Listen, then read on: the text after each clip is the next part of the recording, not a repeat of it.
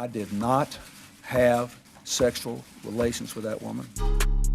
Yes or no? Did you ever take banned substances to enhance your cycling performance? Yes. I had no prior knowledge of the planned assault on Nancy Kerrigan. I am deeply sorry for my irresponsible and selfish behavior I engaged in. Hey everybody, welcome back to Oops the Podcast. I am Giulio. I am sitting next to and joined by Francis Ellis. Francis, I like the shirt. It's floral. It sure is. You're wearing all black. I'm wearing something a little more dull. Dude, I gotta be honest. I would have, and I grant I wear this every once in a while, but I would have a better outfit today if I could get it in my fucking bedroom. But my girlfriend was hunkered down in there on a work call for like 2.5 hours. Yeah. I couldn't even get in there. Granted, I should have planned the morning better, but I didn't know how long she'd be in there. So we might end up having to start sharing our schedule. Wow. A shared Google Calendar? Like, just so I know specifically when, because dude, like, if you have to get every single thing out of your room, like 4 hours before you have to leave, like, are you going to get every specific thing you need? You sure aren't. You might not, you know? No. And like, it's all good. And obviously her work's important. So What has it done for you to watch her in her professional mode? So I've seen it already. Like when that's the thing. Like when during the whole COVID situation. Does which her is company have still like happening, a obviously. bring your boyfriend to work day? Or No. something? But dude, since the work from home, she's never been to her office. She started the job during COVID. Right. And I've, stayed with her parents in California and seen her working. And then when her roommate had COVID and they were displaced, we stayed in her sister's apartment together for a week. It was a studio. I've seen her in the zone already. So I sort of know what to expect. It's impressive for sure. Mm-hmm. It's but amazing how much they know.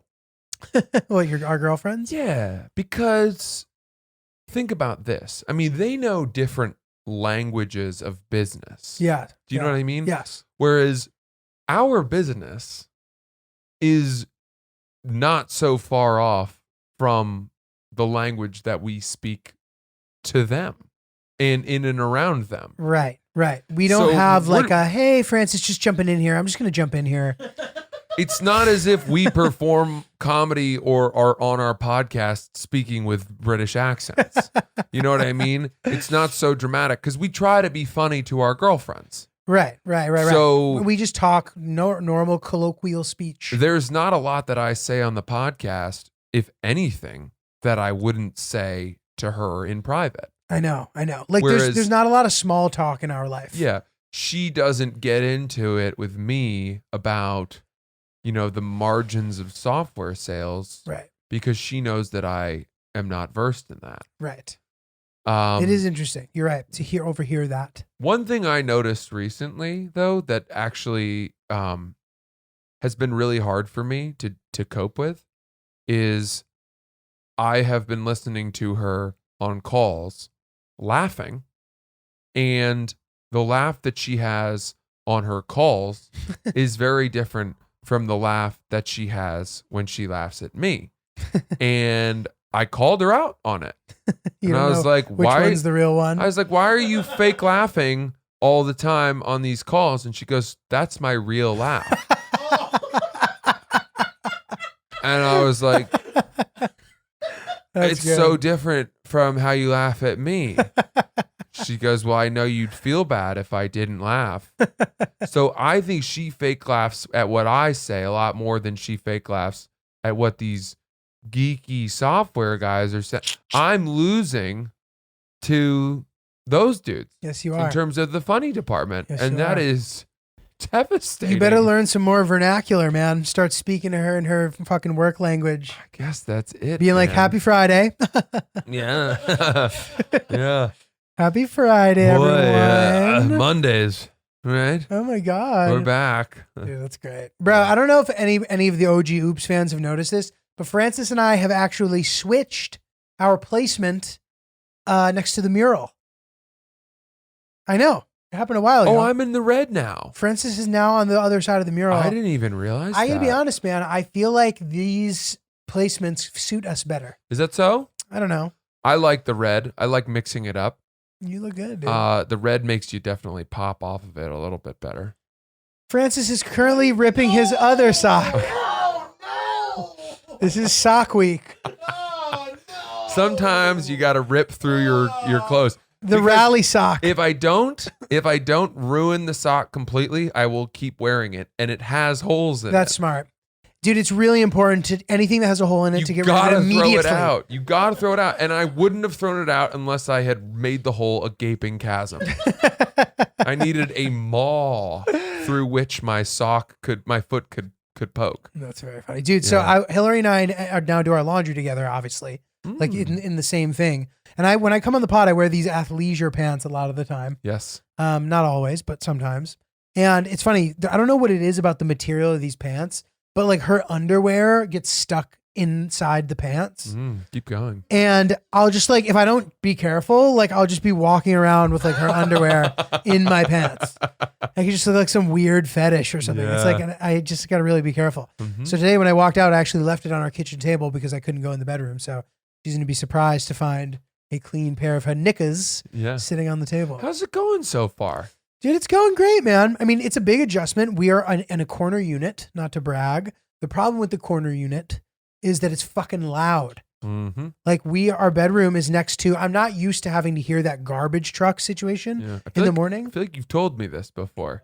Really? Yeah. Dude, it sounds like they're doing atomic bomb testing in the fucking middle of boom. It's like crazy. Stomp is rehearsing out there. Besides that, it's been really great. Yeah, literally. It's fucking Blue Man Group getting back together. It's crazy. And not to mention like riddled in screams from crazy people. However, all in all, it's a really positive experience. It's nice just moping around in my underwear, fucking doing whatever I want. Yeah.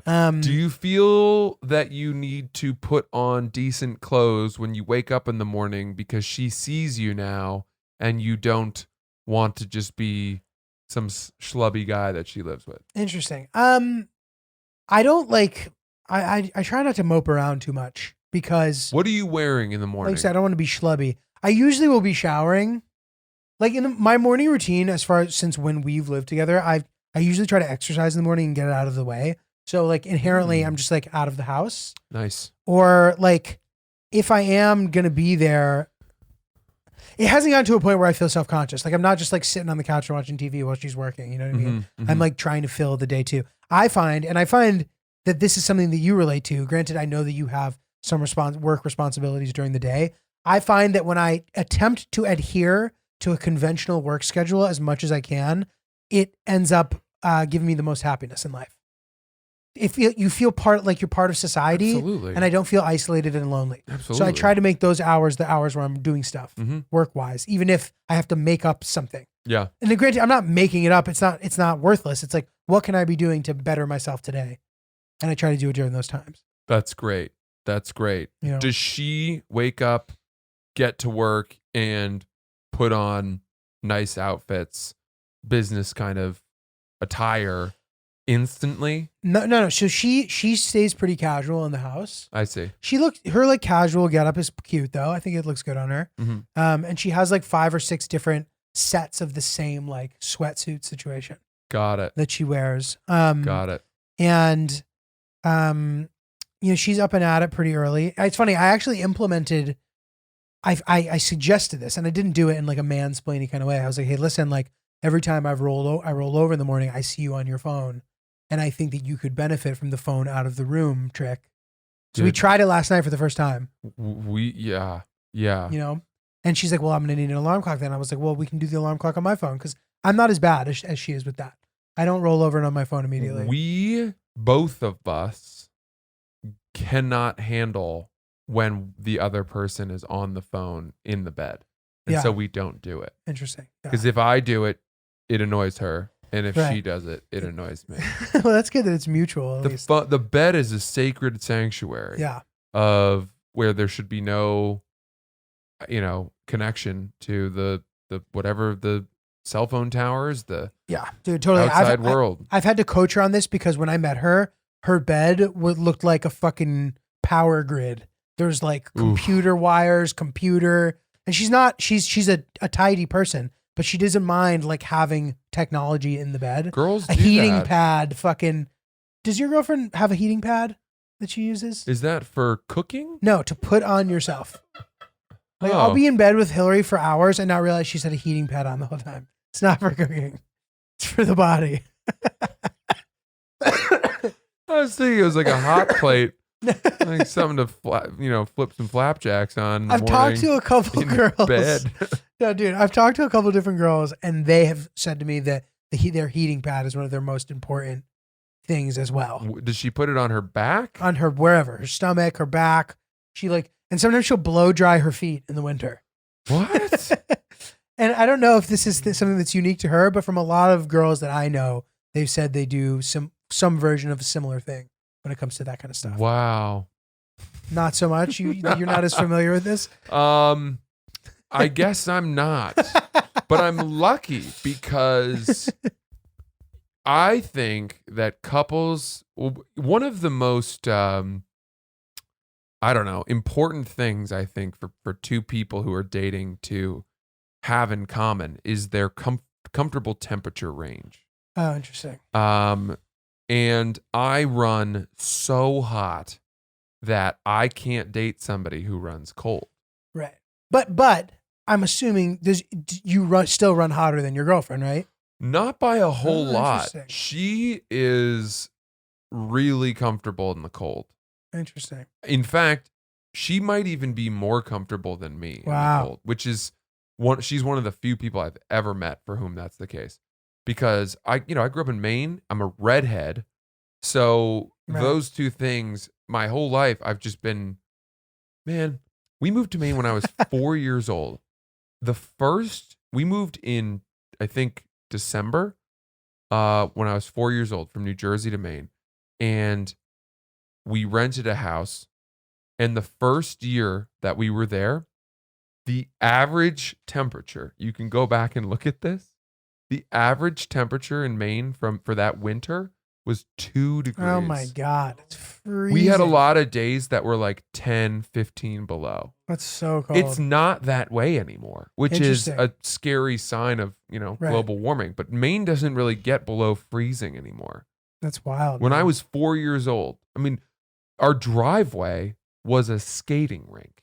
So would you have to have like tires with the chains on them and stuff? Yeah, and you'd have to have a local municipal guy come in and sand your driveway. But even then, Would you pay? Was it like barter system? You pay him in wine? It was no, I think it was Cigarettes? like part of the town's Oh, okay. duty. They part would of the taxes. come in and sand your driveway. I'm pretty That's sure. crazy. I could be wrong about that. It's amazing how, the further up north you live, the more equipped you are.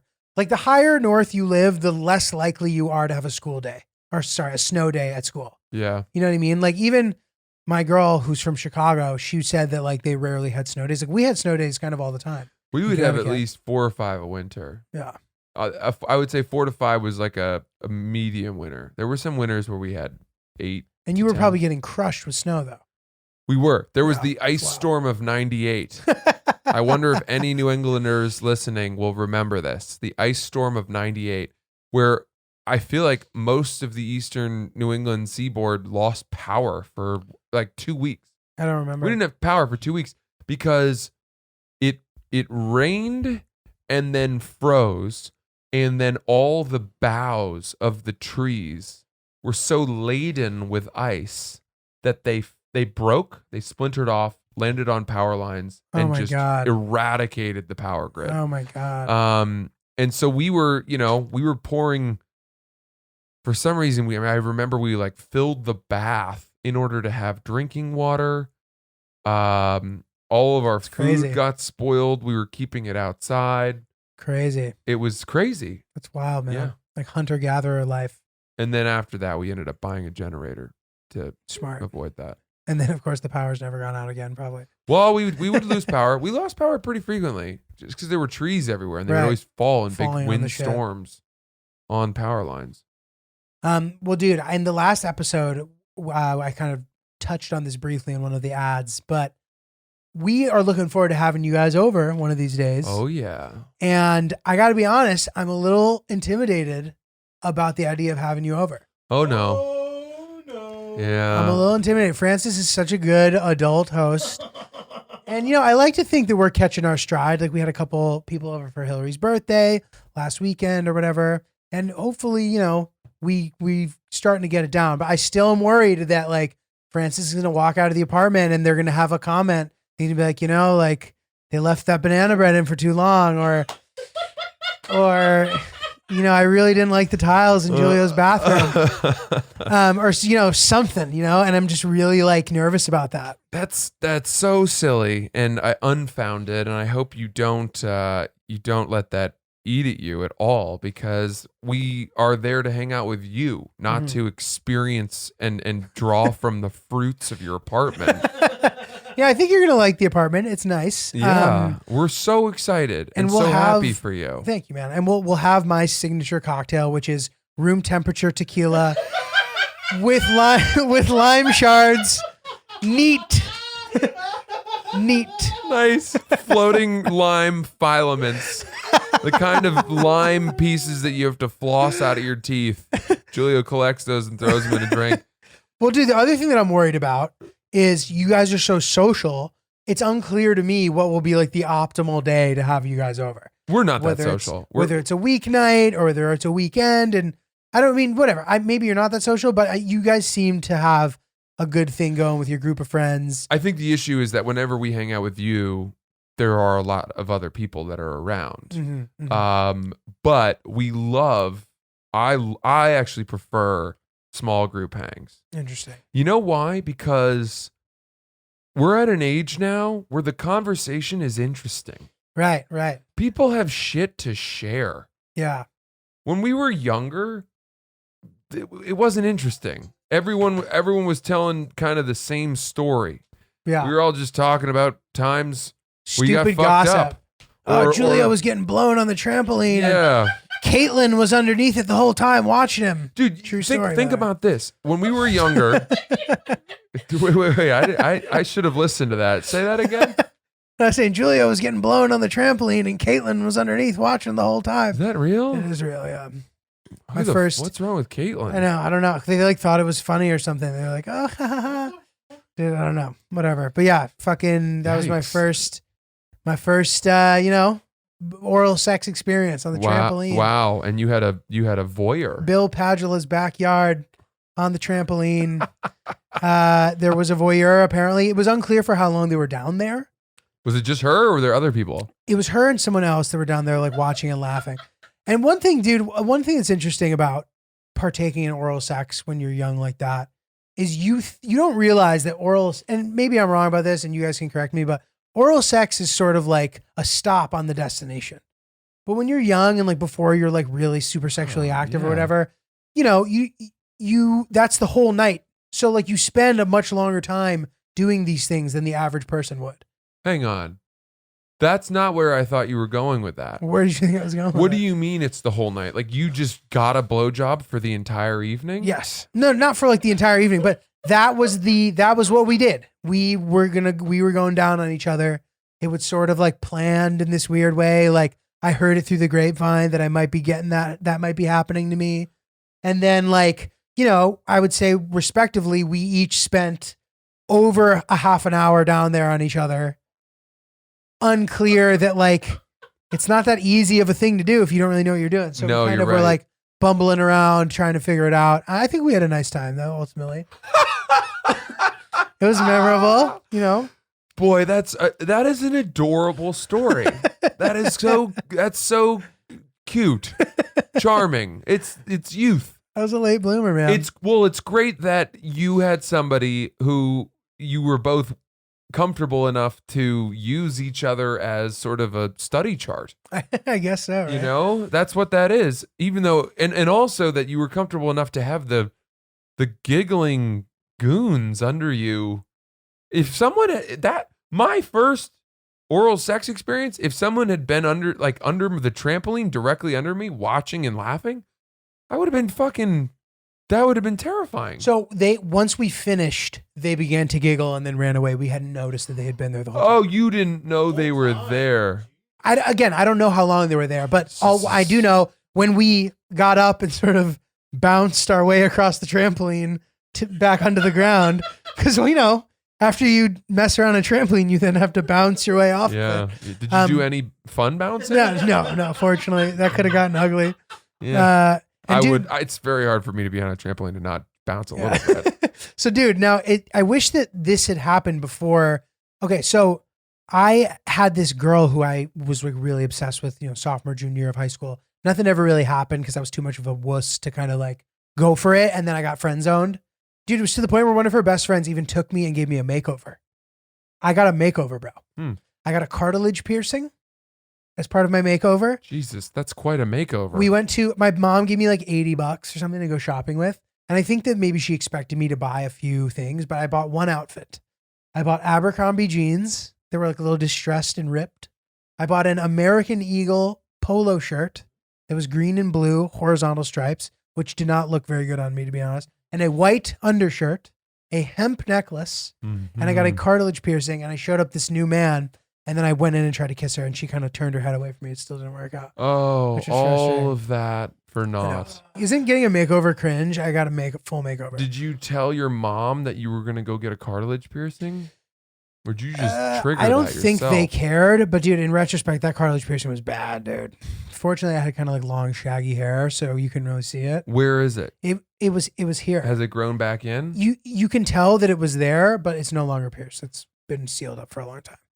That sounds nightmarish. I've never had a piercing, and I've never wanted. I probably won't get another one. But No. dude, so that girl, she graduates. I'm now a senior in high school, right? Yeah. And I had still never I was still a virgin. And she was going to hang out at these college parties.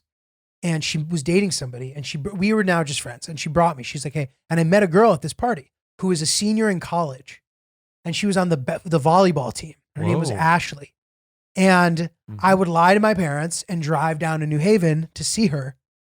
You And go to Quinnipiac? no, she went to University of New Haven.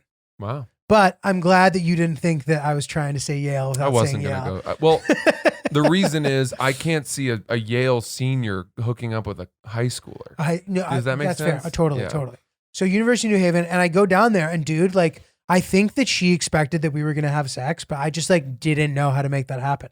So we would just like make out in her bed, and then one day she stopped texting me back, and like that was a real bummer. Like I didn't think, I was too afraid to like I know. touch her chest or like touch her butt or I know that put my feeling. hand. I was so afraid. It's just crazy how you just get over that hump someday, and then it becomes normal. But Yeah.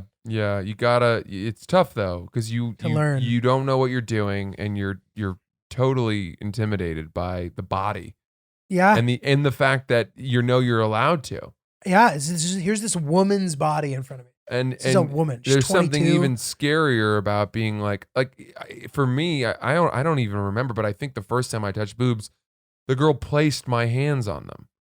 Okay. Like kind of ripped me out of my sort of locked holding pattern, the limbo I was in, the fugue, The neck up. state. Yeah, and was like, here, planted them on there. This sort of like whack-a-mole situation, just the Yeah. neck up. Yeah. Dude, that's funny. So she was like, here, Francis, this is like an American Pie moment. I think I was 7th grade. It was a dance. There was at this like church, and then there was a bathroom downstairs, and we went into the bathroom and made out. You touched some boob. And then she put my hands on her boobs. Nice. But as you Fuck said, yeah. it was all choreographed beforehand. We had discussed it over a instant messenger. No, oh, yeah. You know, I knew. I want to make out with you. I want to make out with you too. I knew the schedule. I knew the flight pattern. I just couldn't get the bird off the ground. And fortunately, I had an experienced first officer who could direct, the ship. Absolutely. All that is to say that your first oral experience. What brought us into that? Because I have no idea. Giulio, you were talking about how when you like hanging out with like people, a couple one-on-one because you actually have things to talk about. great point. And then Nice. Julia slipped in that. Giulio went down memory road for our pedophile listeners at home. Yeah. That is fucking So great. okay, so when we were younger, in our early 20s, I remember thinking that there were two kinds of nights. There were nights where you would hang out with your buddies, where you could have honest conversations. Yes. And then there were nights where you'd hang out with the ladies, where you kept the conversation safe or whatever. Because everyone's trying to hook up with each other? Or, well, when you hung out with your buddies, you just talked about hooking up with girls the whole time. Right. And then when you were with the ladies, it was, I don't even know what you talked about. You probably just played, drinking games and stuff, pre-gamed.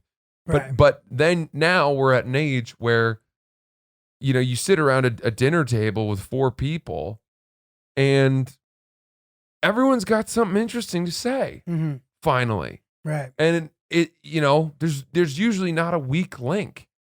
Mm-hmm. Your girlfriend could tell me about her job and I know I'd be interested. Mm-hmm. Whereas the jobs we held when we were in our 20s, nobody wants to hear us talk about fucking tennis or tutoring for all that long, maybe. Yeah, I guess. What is it? What is it about being at our age that makes the sort of like sitting at the dinner table fun now when it didn't used to be?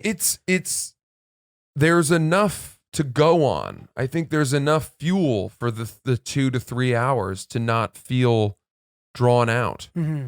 And we all can dig deep into our bags. Yes. Of stories and rehash and rekindle and talk about plans and talk about we know the questions to ask. Mm-hmm. We know it's not gonna just stay on some surface level. We all know each other. We will get to know each other well enough that people won't be afraid to ask more probing, intimate questions. Right. And I find that especially with our generation and this young generation, I think that I've had some really interesting political conversations. Not cocaine fueled. Yeah, correct. but where you get a sense of where people are and how people feel about, the crazy events. And I'd so much rather listen to a 31-year-old or a 33-year-old talk about that than a 70-year-old person or certainly a 20-year-old person. Right. This is the age in my mind, and maybe I'm just biased, but like where I feel like people aren't so angry about shit that it's tough to handle them talking about it. Right. But they're informed enough that you don't listen to them and think like, what the fuck do you know? Right. Dude, I don't know about you, but a lot of my groups of friends lately, I've noticed that, I don't know if it's like a sign of the times or something, but my friends love to try to predict the future in this way that's annoying. It's like, oh, the way we're heading, this or that. I'm like, what the fuck are you talking about? Yeah. Do you know people who do that? Well, I think a lot of people. Nobody knows. Exactly. You don't know. What makes you think you know, dude? Type of thing? I agree. Not you specifically. I mean, no, I agree. I think it's so tough. It's, in so many ways. I don't even think I can. I just assume that I know very little about big things like housing markets. So this is a good point. I think that's a good way to approach any conversation in a way, because you know what you know. So let's just assume you know what you know. And let's assume that what you know maybe isn't as much as what other people know. It doesn't change what you know. By entering a conversation acting like you know everything, but then you just know what you know, you look like an idiot. Whereas there's a way to approach a conversation with humility. I know the things that I know. I'm happy to discuss them. I value what you have to tell me too. We don't need to lecture each other. You know what I mean? And we can discuss and learn from each other maybe. Like maybe you know stuff that I don't know and I'd love to hear that, Like why can't that be a more prevalent thing in conversation? Because people's personalities are deep-seated. Right. And somebody who is accustomed to speaking and holding court and convincing people is not going to back off a topic simply because they're not an expert on it. Right. They're going to fake it till they make it because that's who they are. Yeah. And I feel really uncomfortable for some people sometimes. Like I can tell they just started reading the news or something and now they think they know everything. And I just I feel uncomfortable. I feel bad for them. Right. It's like, this is not a likable personality. Right. we have our lanes, Yeah. and I have no problem with anyone who wants to lead when we're on the topic they know the most about. Right. But if you just take that momentum and ride it across all the colors of the rainbow, you become someone that I don't want to hang out with again. One of your pals sticks out to me as a guy who is very pleasant to talk to. He knows a lot of shit. He can talk about it with you. If you share something with him, if he knows about it, he can add to it. He doesn't have to be like, oh, you know that? Well, I'm going to show you that I know more. And like, I just find him a very pleasant person to be around. Who is it? Is it like weird to say? Say his name. Your buddy Bill. Bill's the best. He's just a great guy to talk to. He knows stuff. He's a great sense Very of humor. smart. He's a good listener. He's a really good listener. He has a good sense of humor. Yeah. He'll laugh. He doesn't feel threatened. If somebody's being really funny, he can Yeah. sit there and like laugh at the person who's being, he's just a great guy to have around. He's a great guy. He's beloved. He just asked me to be in his wedding. Fucking very exciting. Let me tell you something. I am racking up groomsmen invites like they are the Pokemon most cards. important measure of who I am. Dude, they mean a lot They to do me. mean a lot. They It's mean important. a lot to me. And I'm not expecting to be a best man, because a lot of my buddies have brothers. Right. So there's the kind of auto best man nod for a brother. But I will say that I think a very good measure of how good of a friend you are is how many weddings you're in. Interesting. Because that is a tap. That's a badge that people do not hand out lightly. Yeah. They really consider who they want up there on, to that point, the most important day of their lives. Totally. Right? And typically they are doing it in conjunction with the person they're marrying, right? So maybe there's a conversation about, well, I'm having 7 people, but you can only have 7 people, or like let's match it, or we're not going to go, you have 14 and I have 5. Right. So you're clearly probably have been given the green light by the spouse, right, too. Right. And to have passed muster with both parties is such an amazing, it's great, gift. What a vote of confidence and faith. What a fun thing. Yeah. And I'm so honored. Yeah. And I guess proud of myself. Like you should be, bro. I take more pride in being asked to be in someone's wedding than I do in many of my professional accomplishments. Yeah, dude. Well, that's. By the way, that's I great. have no idea if I mean what I just said. I said that thinking it would sound good, and then I was like, I might have lied completely about that. Have you ever done that? Yeah, I try not to. The but I minute have. you say something, you're like, I don't know You're if like, that this was is true. completely insincere. I don't know if that was true. I don't know if that was true. Like, That's I would pretty trade 3 groomsmen invites for a special on Netflix instantly. Instantly. I will happily sit in the back pew if Netflix came calling tomorrow.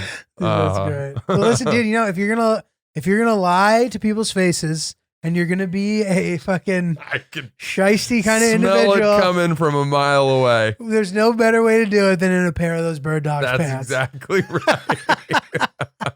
They won't even notice the insincerity because they'll be too busy staring at that perfect fit on your legs. Dude, that's great. I'm wearing them right now. I would wear them to any wedding that would have me. We do love these pants. They've got amazing shorts. They have the built-in liner, so you don't need underwear at this Very point. comfortable. As men. And streamlining the dressing process is what a gift. What a It's gift important. to the life of a young man like ourselves. We love the Bird Dogs pants. If you go to birddogs.com and use promo code OOPSHATS, you will get a coveted dad hat, camo. Giulio loves his today. Go to birddogs.com. Gear yourself up for summer. Love it, dude. Cool. So we have a good email here. Good. If you want to hop into this. Hey, G, do we have any emails? We do. Let us Great. get in here. I didn't think that you were saying to the podcast, Oh. we've got an email. I thought you were just saying that to me as an aside. No, that's fine. Whatever. Yeah. However, that sounds good.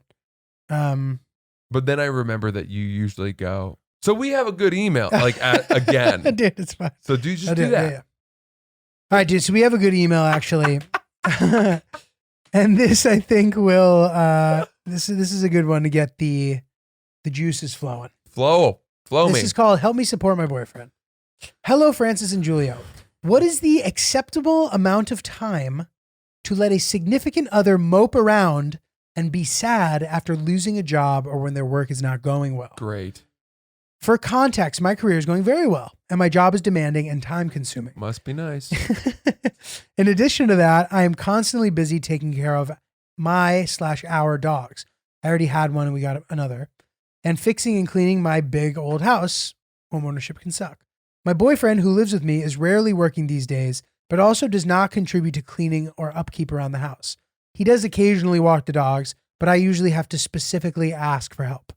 I'm not asking him to contribute financially right now. I simply want some time and effort from him. After all, he lives here and I resent cleaning up after him. When I give him grief about this, he responds that he is, quote, going through some shit and having a hard time. I understand that, but am I asking too much? We've been together for a few years and have lived together for quite a while. How should I support him? At what point am I just enabling him? So good. So good. It's a good one. All right. I have a good answer for this, I think. Okay, let's hear it. The answer is however long you're willing to put up with it. Meaning, some people wouldn't be able to stand that for a day. And if you were a, super successful type A person and your significant other, your boyfriend lost his job and woke up the next day with no game plan to move forward, and you were like, I can't date somebody who doesn't have a job, and you broke up with him and you'd been dating years and lived together, yeah, you might be an asshole, but do what you want. It's your life. Right? There's no rule for how long you're supposed to let somebody take to get back on their feet, with the exception of deaths, I would say. I think that grieving, you do need to give them time. And the reason is because you're going to look really bad, right? Right. But even with grieving, dude, maybe you get a longer window, but there's still you're not allowed to grieve forever. But this is my point. You're exactly right. It comes down to how much can you live with your group of friends being like, the fact that you broke up with him 2 days after he lost his job or 3 weeks after he lost, his uncle, you're kind of an asshole. If you can live with that, then do whatever you want. Right. You don't owe him free rent. You don't owe him months of time for him to brush up his resume and find the energy to get his life together. You don't owe him that. And especially if he's not picking up the slack with all this free time that he has, doing something to make your life better. Right. So I was going to say, I mean, even when he did have a job, he should be helping with all that stuff. Like theoretically, like maybe you don't mind doing it all, but if just because he doesn't have a job and now you expect him to do more, you would think that you guys would be kind of splitting that stuff up evenly to begin with. Ideally. Right. Yeah. And now that he is going through a tough time or whatever, the idea that he just was never helping, that is a little troubling to me. You would think that maybe the idea that he's just kind of always been like that. You know what I mean? I don't think it's a pre-job, post-job thing. It's he always should have been helping. Separately, the kind of how long is he allowed to mope conversation is its own thing. Mm-hmm. But I do think that the issue is he should be more helpful. Yeah. And maybe that needs to be addressed or whatever. But right. Tough shit if you're having a tough time. Dude. Yeah. Everyone is. Yeah. So many people got fired. And, the bottom line is if he's just moping, I don't know how many weeks it's been since he lost his job. But at some point, that's going to wear on you and change the way that you see him. And you're going to just see him as a loser. And nobody wants to date a loser. Certainly nobody wants to live with a loser, right? So at that point, you're going to end up breaking up with him anyway. When I made the decision to ask Sierra to move in with me, I was already very aware and accustomed to her work habits, her drive, and I have had the thought sometimes of, if she lost her job tomorrow, what would that mean for us? Mm-hmm. How would that make me feel? And I have so much certainty that if she lost her job tomorrow, the next day she would be on LinkedIn. She would be networking. She would be reaching out to old contacts. And because there's an unspoken agreement, it may have been spoken between us, that this is a working household. We both need to contribute to the rent. We can't live here unless we're both paying the rent. I can't cover the rent by myself. And we moved in here under that covenant. The lease was our binding agreement that we would both bust our ass to live here. And so obviously I would try to make it work. If she lost her job, I'd try to give her as much rope as I could. But at some point, if she's just moping, if she's just waking up, watching soap operas and eating Weetabix in her pajamas until 4 p.m., really bad cereal. Weetabix. I can handle the heat of our commingled friend group being like, dude, you're an asshole for breaking up with her 3 weeks after she lost her job, because I would be like, well, I had no choice. I couldn't afford to date her anymore. Dude, totally. Does that make sense? Yeah, absolutely. And I think, it's important to kind of like set those expectations, even at the fear of like hurting his delicate male ego. Like, tough shit. You're the one fixing the house, walking the dogs, and paying the rent. Like, at some point, this guy has to like boo fucking who. Sorry, you're having a tough day, pal. Get your ass up and fucking walk the dog. I unfortunately, I fucking feel bad for women who deal with this, because I think women are much more generous with the amount of time that they give their partners to, get back on their feet or to cope with shit. And they shouldn't be. You're living together. She's paying the rent. Yeah. Oh, this guy sounds like a bum. I don't know. I'm sorry. Like I hate him. I don't like him. Well, hopefully you guys are able to turn it around. Yeah. And find. Boy, I really came down hard on that guy. That's all right. Somebody's got to say it. Hope he doesn't listen to the podcast too. Dude, great episode. Good stuff. Good thoughts. Guys, send us your thoughts and emails and DMs and everything. oopspodcast@gmail.com. At Oops the Podcast on Instagram. Francis, anything? No, that's it. Add? Check out Giulio's awesome content from Rwanda. Oh yeah. He will be posting that. I've seen a little bit of it. It's so cool. It's so different. Man. Thank you. And we have the documentary is out. I have a sketch that I had released a version of it previously, but we're going to put it out again. A sketch that we made with those guys over there. That's pretty funny. Sort of about a guy staying at an Airbnb in Rwanda. And it's pretty funny. So awesome. Definitely check it out. Thank you. And we always appreciate you guys so much for listening. It means the world to us. Talk to you soon. Thanks.